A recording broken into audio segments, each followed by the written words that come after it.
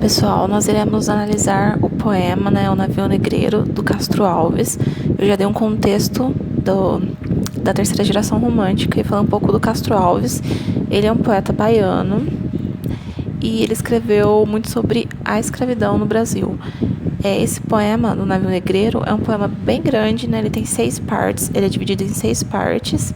Ele foi escrito em 1870, em São Paulo. E ele faz parte do livro Os Escravos. E o Navio Negreiro ele é considerado um poema épico, porque ele vai contar uma história quase de aventura, Quando se conta uma história de aventura, de travessia de algum lugar para outro lugar, se chama poema épico, ok?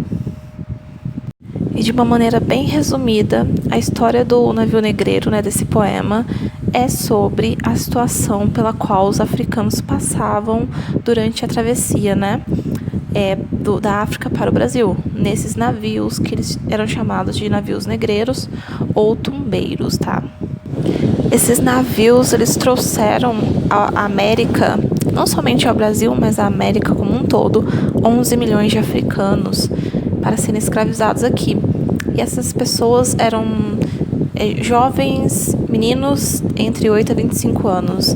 Tinham crianças nesses navios e mesmo após o tráfico ter sido proibido, ainda assim tinha o tráfico ilegal e esses escravos eles continuavam chegando à América através desses navios que eles diminuíam os navios e ficava ainda mais difícil porque depois que a gente for avançando na poesia, vocês vão entender como eram esses navios. Eu não vou ler o poema completo, eu deixei para vocês lá no Teams o poema completo em PDF, então vocês façam a leitura com calma. Eu vou só pontuar uma parte ou outra que tem uma certa importância para analisar com vocês. Então, vamos lá. A primeira parte já começa com o poeta falando: estamos em pleno mar, doudo no espaço. Doudo é a mesma coisa que doido, porque esse poema ele está escrito no português arcaico, o português antigo. Brinca o luar, dourada a borboleta, e as vagas após eles correm, cansam como turba de infantes inquieta. Vagas são as ondas, Então, nessa primeira parte do poema, é uma narração, uma narrativa, uma descrição de alguém que está vendo um navio ao longe. Então, é alguém que está sentado na praia e está vendo um navio se aproximando. E ao longe, o poeta ele começa a descrever o céu, o mar, se juntando como uma coisa só. O navio se aproximando e é tudo muito bonito, porque ele não sabe ao certo o que está acontecendo ali a princípio. E tem uma música tocando ali e tudo mais, tudo parece muito bonito. Então, esse poeta está descrevendo esse navio se aproximando da praia. E no finalzinho dessa primeira parte, tem uma frase que diz: por que foges assim, barco ligeiro? Por que foges da pave do poeta? Ó, quem me dera acompanhar-te a esteira que semelha ao mar doudo cometa. Então, ele vê o barco se aproximando, mas o barco logo se afasta. Aí começa a segunda parte, A segunda parte começa com: que importa do nauta ao berço, donde é filho, qual seu lar? Porque o poeta vê aquele barco se afastando e ele se pergunta de onde é o barco, Qual que é a bandeira daquele barco? E aí ele começa a falar sobre vários povos, Fala sobre os espanhóis, fala sobre a Itália, fala sobre a Inglaterra, para tentar descobrir de onde é aquele barco. E aí no finalzinho ele fala sobre os helenos, sobre os piratas, sobre o pessoal grego. Ele vai falando sobre vários povos para tentar descobrir de onde era aquele barco. Uma coisa interessante e triste, é que em 1845 teve uma lei chamada Lei Aberdeen, uma lei inglesa, que proibiu o tráfico de negros à América.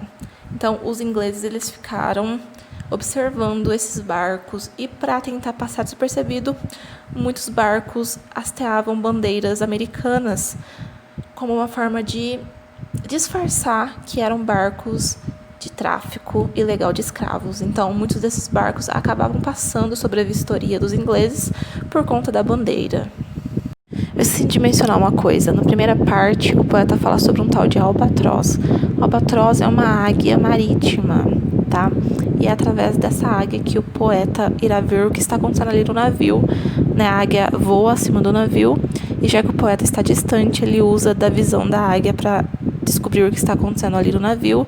E essa terceira parte, ela é bem curtinha, ela é só uma estrofe, e é onde o poeta descobre o que de fato acontece naquele navio. Então, nessa parte ele fala: desce do espaço imenso, ó águia do oceano, que é o albatroz. Desce mais, ainda mais, não pode olhar humano, como teu mergulhar no brigue voador. Mas que vejo eu, que quadro de amarguras, é um canto funeral, que tétricas figuras. Que cena infame, viu, meu Deus, que horror. Então, aquele canto, né, aquela música que o poeta viu na primeira estrofe, que ele achou bonito, o navio bonito e tudo mais, aquela música, na verdade, era um canto funeral, que ele fala, porque não é uma cena bonita. Ele descobre depois, nessa terceira parte, que esse navio não é um navio muito amigável, e sim um navio negreiro. Nessa quarta parte, o poeta ele vai descrever a cena que se passa ali no convés do navio, né, na parte de cima do navio, onde ele consegue observar várias pessoas dançando, né, mulheres, negros, velhos e crianças dançando, enquanto os marinheiros os chicoteiam. Então, eles são chicoteados enquanto eles estão dançando. E isso é uma coisa que acontecia nos navios negreiros, né? Como os negros eles ficavam todos empilhados quase na parte de baixo do navio, eles precisavam fazer alguns exercícios, né, para não ficar todos ali parados. Então, os marinheiros levavam, né, os traficantes levavam esses grupos para a parte de cima do navio, que é o convés, e obrigava esses negros a fazer exercícios físicos através da chibata, né? Então eles chicoteavam esses negros para eles fazerem exercícios físicos, e quem olhava de longe tinha a impressão de que era uma dança, porque o som das correntes batia no chão e eles ficavam se movimentando ali, e era quase como uma dança. Então o Castro Alves vai narrar nessa quarta parte essa dança triste, né? Essa dança triste que na verdade não era de fato uma dança. E tem essa parte que fala: e ri-se a orquestra irônica e estridente, e da ronda fantástica serpente faz doudas espirais. Essa serpente é o chicote, tá? Qual um sonho dantesco, as sombras voas, gritos, ais, maldições, preces ressoa, e ri-se Satanás. Nessa quinta parte, o poeta ele fica totalmente indignado com o que está acontecendo no navio e pede a Deus, né, que o mar acabe com aquilo. Então ele pede que o mar apague com a esponja de tuas vagas do teu manto este borrão. Vagas são as ondas. Então o poeta pede que o mar, com as ondas, leve embora aquela cena em que ele está vendo, né? Mande o navio abaixo, o naufrague. Esse é o pedido do poeta.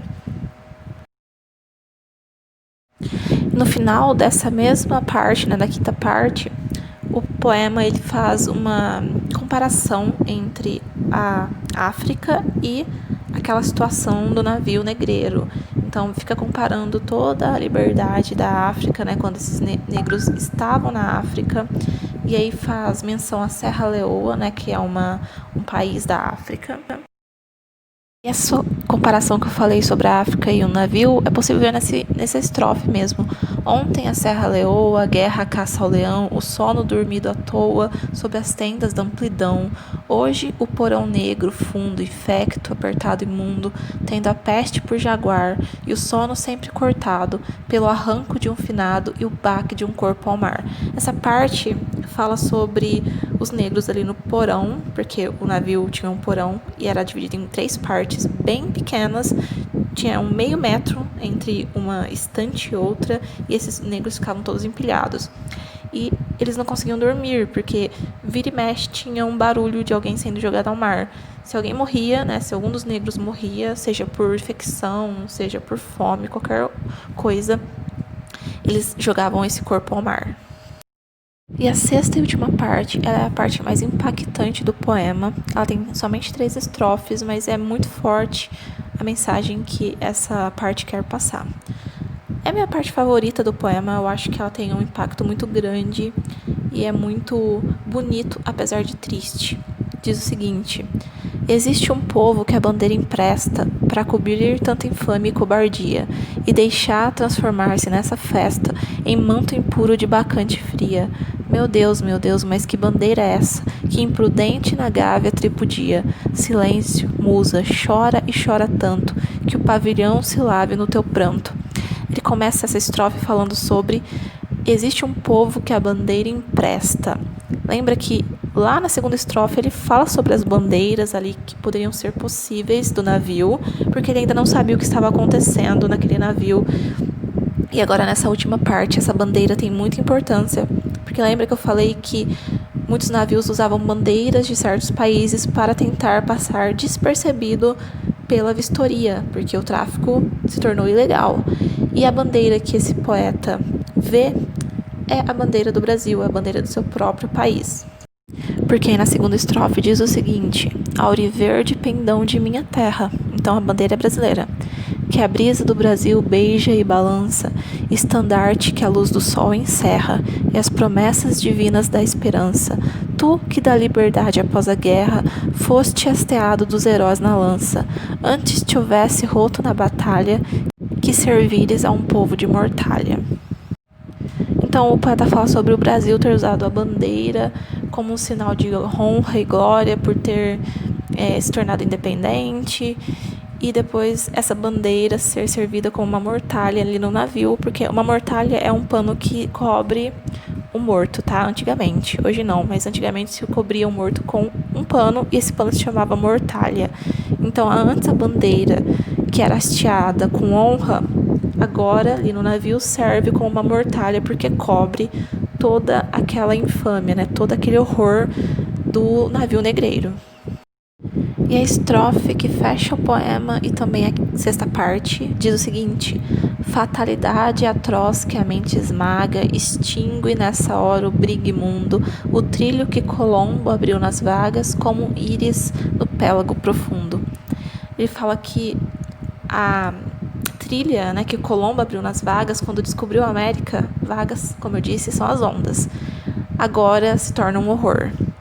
Mas é infâmia demais da etera plágia, levantai-vos, heróis do novo mundo. Andrada, arranca esse pendão dos ares. Colombo, fecha a porta dos teus mares. Nesses dois últimos versos, ele fala sobre duas pessoas importantes. Primeiro, Andrada, que ele fala Andrada, arranca esse pendão dos ares, né, que é a bandeira. O Andrada, ele foi um homem muito importante no processo de independência do Brasil junto com Dom Pedro. O nome completo dele era José Bonifácio Andrada e Silva. É esse Andrada que o Castro Alves menciona ali no final do poema. E no último verso, o Castro Alves menciona Colombo, né? Colombo que descobriu a América. E aí, nesse poema, o Castro Alves diz: Colombo, fecha a porta dos teus mares, porque toda essa descoberta da América, o que poderia ter sido uma coisa positiva, olha o que virou, né?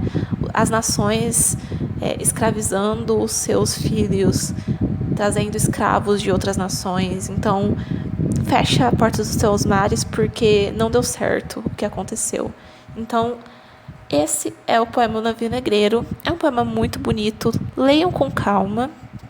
É um dos poemas mais famosos do Castro Alves, né? Quando se fala da terceira geração romântica, sempre se menciona esse poema. É importante conhecê-lo em toda a sua extensão. E fala sobre um poeta observando o navio, achando tudo bonito, se perguntando de onde aquele navio é, de onde é aquela bandeira, e como era muito bonito, ele não se importa muito a princípio com de qual país aquele navio é, até ele descobrir o que se passa ali, que no caso é um navio negreiro, é um navio de tráfico. E como a Castro Alves, ele critica muito a escravidão, da metade pro final desse poema é uma crítica dele sobre isso. E apesar de ser brasileiro e ter seu patriotismo, ele critica o próprio país por conta dessa parte cruel da nossa história, que foi a escravidão. Então, essa é a análise do poema completo. Como eu disse, leiam com calma, interpretando, tendo a própria visão de vocês sobre esse poema. Depois eu vou passar uma atividade sobre o navio negreiro, ok?